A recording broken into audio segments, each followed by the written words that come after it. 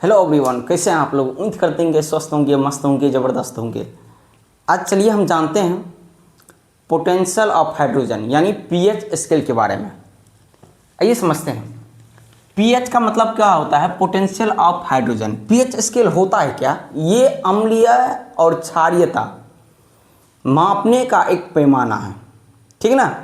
और इस पैमाने का स्तर होता है 0 से लेकर 14 तक, यानी पीएच स्केल की संख्या 0 से लेकर और 14 के बीच में हो सकता है। आइए जानते हैं कि पीएच स्केल का खोज किसने किया था। तो पीएच स्केल का खोज किया था सोरेनसन, जो कि एक डेनमार्क के वैज्ञानिक थे। कब किए थे? 1909 ईस्वी में। यह क्या चीज़ को दर्शाता है? तो अम्लीयता और क्षारीयता तो क्या करता है? दर्शाता है। उसके बाद समझते हैं कि अम्ल जो होते हैं दोस्तों, ये स्वाद में खट्टा होता है। क्षारीय क्या होता है? ये स्वाद में कड़वा होता है। अगर बात किया जाए तो अम्ल स्वाद में क्या होता है? खट्टा होता है, ठीक ना। और क्षारीयता स्वाद में क्या होता है? क्षारीयता ये क्या होता है? कड़वा होता है। कई बार एग्जाम में पूछे गए हैं। अम्ल स्वाद में खट्टा होता है, क्षारीय स्वाद में क्या होता है? कड़वा होता है। आप समझते हैं कि जिसका पीएच मान 7 से अधिक होता है वो क्या होता है? वह क्षारीय होते हैं, ठीक है ना।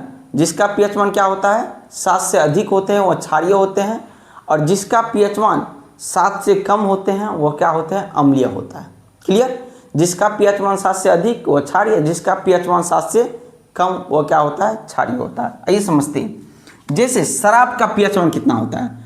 तो शराब का पीएच मान होता है 2.8। इसको याद कैसे करेंगे कि शराब का पीएच मान कैसे होता है? तो याद कीजिएगा कि 2 आदमी है और 8 बोतल शराब लाया है, ठीक ना। तो 2 आदमी है और 8 बोतल शराब लाया है और मिलके पिएंगे। उसके बाद आइए नींबू का पीएच मान।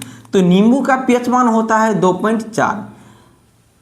पहले जमाने में एक सॉन्ग गाया जाता था, 2-4 गो मिर्ची लटका ले चोटी में। तो ऐसे याद रखिएगा कि 2-4 गो मिर्ची, ठीक ना, 2 से 4। सिरका का पीएच मान कितना होता है? 3। सिरका में देखिए 3 गो अक्षर है, 1 2 3, तो इसकी संख्या कितना होती है? 3 पीएच स्केल की संख्या। दूध का पीएच मान कितना होता है? 6.6। याद रखिएगा कि दूध खाने से जो क्या है ना, बॉडी बनता है, और बॉडी कहता है ना हमको 6 पैक बॉडी है। तो ऐसे रखिएगा, दूध खाने से 6.6 की बॉडी बनता है।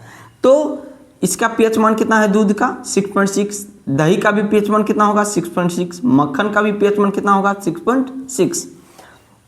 अब देखिए यहाँ पे शुद्ध जल का पीएच मान कितना होता है? शुद्ध जल का पीएच मान होता है 7।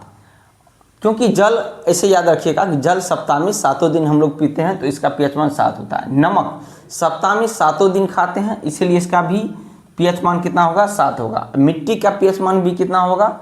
7 होगा, ठीक है। समुद्री जल का पीएच मान कितना होता है? 8.4। कितना होता है? 8.4। रक्त का पीएच मान कितना होता है? 7.4। आंसू का पीएच मान कितना होता है? 7.4। तो यानी रक्त और आंसू का पीएच मान क्या होगा? 7.4 होगा। तो ये टॉपिक उम्मीद करते हैं, छोटा सा टॉपिक आपको समझ में आएंगे। अगर यूट्यूब पे देख रहे हैं तो चैनल को ज़रूर सब्सक्राइब कीजिए। Thank you.